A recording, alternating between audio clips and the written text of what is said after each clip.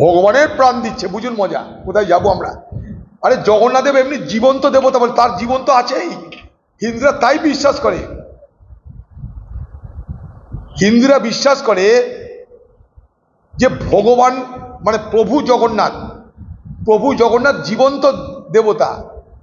এটা এটা বিশ্বাস করে হিন্দু ধর্মের বিশ্বাসী মানুষরা।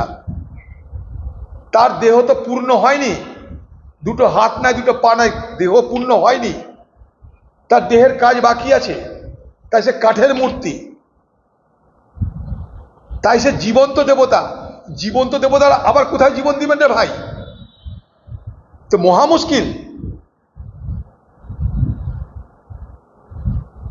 হিন্দু ভোট নিজের পক্ষে আনার জন্য দিদি নিজে দেবী হয়ে বসেছে না, ঝামেলা সবাই পুজো করতে লেগে যাক আপনাকে। আমি চলে এসেছি দেবী, আর কারো দেব দেবতার পুজোর দরকার নাই, তাহলে ঝামেলা মিটে যায়। ঝামেলামি করছেন কেন আপনি? হিন্দু ধর্মে বিশ্বাসী মানুষের সঙ্গে ছ্যাবলামি করছেন কেন? এইভাবে আপনি নামাজের দিন কলকাতার রেড রোডে যে জামাত হয়, সেই জামাতে গিয়ে নখরা করেছিলেন আপনি কেন? কোন অধিকার আছে আপনার জামাতে গিয়ে নেতৃত্ব দেওয়ার?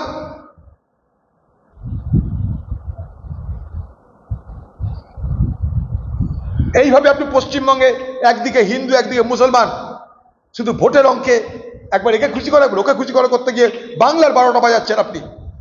বাংলায় সাম্প্রদায়িক বিভাজন তৈরি হচ্ছে, ওদিকে মোদি এদিকে দিদি, এই তো বাংলার অবস্থা।